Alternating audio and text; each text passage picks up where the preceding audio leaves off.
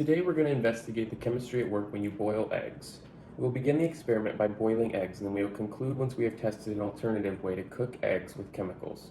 Throughout both processes, I will describe the chemical phenomena and reasoning behind each step. First, we need to understand what makes up both egg white and egg yolk so we can hypothesize what is going on at the chemical level when we boil or chemically treat an egg. Egg proteins, which are distributed in both yolk and white, or albumin, are nutritionally complete proteins containing the 20 amino acids that are required to make proteins. A cool fact, egg protein has the highest protein efficiency ratio, which is the ratio of grams of weight gain to grams of protein ingested of any dietary protein. On top of that, the proportions of the 8 essential amino acids in the hen's egg matches almost exactly to the proportions of essential amino acids in humans, which is the basis for why the protein quality of eggs is so high. Nonetheless, the major proteins found in egg yolk include low-density lipoprotein, which constitutes 65%, high-density lipoprotein, phosphatin, and livetin. These proteins exist in a homogeneously emulsified water-like fluid. Egg white, on the other hand, is made up of some 40 different kinds of amino acids. Ovalbumin comprises roughly half of the protein in egg white and contains free sulfhydryl groups buried deep inside the protein core. Other proteins of interest include flavoprotein, which binds riboflavin, avidin, which can bind and inactivate biotin, and lysozyme, which has lytic action against bacteria. During processing or heating, it's the ovalbumin protein whose buried sulfhydryl groups become exposed to disulfide bonds, which can severely alter the functional properties of the egg white proteins. This is why the egg becomes irreversibly hard when boiled evenly. So here's how it works. Because proteins are a chain of amino acids, the amino acid strings fold back on themselves to establish interstrand bonds that determine the 3D structure of the protein, and consequently the biochemical function it provides. Prior to heating, the proteins are held in place by weak non-covalent bonds between different parts of the amino acid string. When you break the non-covalent interstrand bonds by various methods, you are denaturing the protein.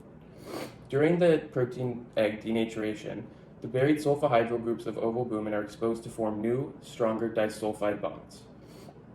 If we are going to do this denaturing and re-anneal them, the question then becomes, aren't there more efficient ways to cook an egg besides boiling? Alright, so obviously you can denature a protein in several different ways. Boiling the egg will result in its denaturation and reformation of stronger bonds, but there's another method you probably never heard of. You can actually break the weak protein bonds with chemicals. Additionally, you can do something similar when you whisk an egg.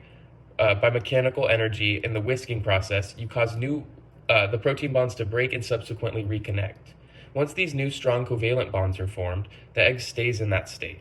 The proteins have formed a network of permanent crosslinks.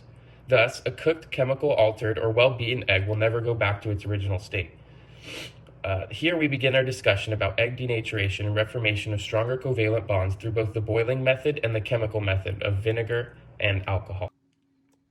All right, so first we're going to begin with the boiling method. So when you're boiling an egg, you're going to want to use moderate heat. High heat causes the protein in the eggs to become tough and rubbery. It's only the strongest covalent bonds persist after the egg is heated to more extreme temperatures. Additionally, when you use high heat to boil an egg, it causes a chemical reaction between the yolk and white that leaves a green film around the yolk. That film is iron sulfide, caused by the iron in the yolk reacting with hydrogen sulfide in the white. It won't hurt you if you eat it, and the egg will taste the same, but it does look awful. So when you begin, the proteins gain energy and literally pry apart the bonds between the amino acid strings, causing the proteins to unfold. So that's what's going to happen when you drop it in there at the beginning. As the temperature increases, the proteins gain enough energy to form new, stronger covalent bonds with other protein molecules. When you boil an egg, the heat that first denatures the proteins, then allows the proteins to link to other proteins.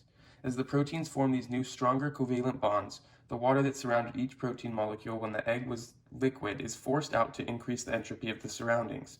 That's why the egg turns hard and acquires a much more flavorful taste.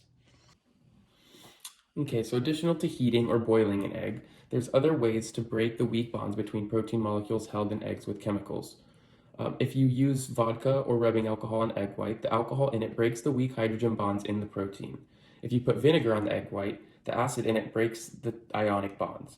If you mix rubbing alcohol and vinegar, for example, you break both types of bonds and quite effectively denature the protein. Lots of other chemicals will also break these bonds, but these probably work the best. This probably won't work as well in the yolk, which, while also protein rich, has lots of fats and other properties that make it difficult for it to become hard or get those strong covalent bonds that it would get. All right, so here we begin denaturing the egg with 50% rubbing alcohol and all natural vinegar. Now it's ideal to use rubbing alcohol that's a lot higher percentage than 50%. Closest to 99, that azeotrope that we learned about between water and alcohol would be ideal. 90 would suffice, 70 would probably do pretty well, 50, I'm not 100% sure, but it is COVID, so we're gonna have to work with that. So we're gonna first add the alcohol. Probably wanna submerge the egg if we have enough here. If not, we'll just roll it around a little bit in there.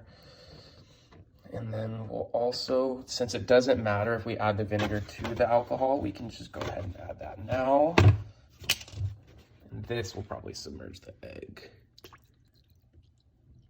Let's get that covered. And close enough. And we'll let that sit for about 30 minutes or so, and the egg is still boiling in here, so we'll check on those in just a bit.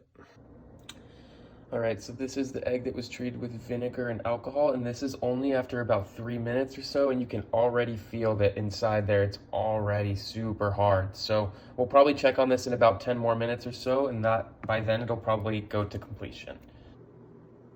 All right, so these are the results. The egg that was boiled on moderate heat for about 10 to 12 minutes looks like that. No visible color on it or anything.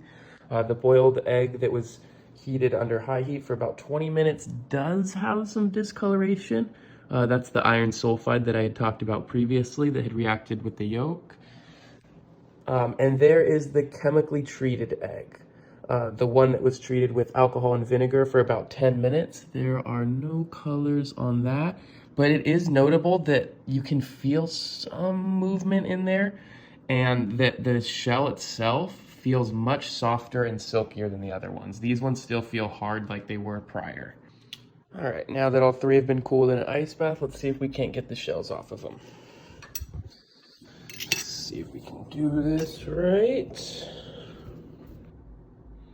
All right, so unfortunately, when I was trying to crack open the vinegar and alcohol treated egg, this is what resulted. It looks as if the yolk was sort of untouched relative to the white. The white did kind of harden up. You can see right here around the shell that it is thicker and everything. So it did start to gain properties of a boiled egg, but the yolk just didn't really get touched and it didn't go all the way through on the egg white. All right, and here are the other two results. Here's the egg that was boiled at moderate heat for about 10 to 12 minutes. You can tell it's still pretty white. You can see a little bit of the yolk there. Yeah, still white, good boiled egg. And then here's the egg that was boiled at high heat for about 20 minutes. And I don't know if you guys can tell, but there's some green film on that.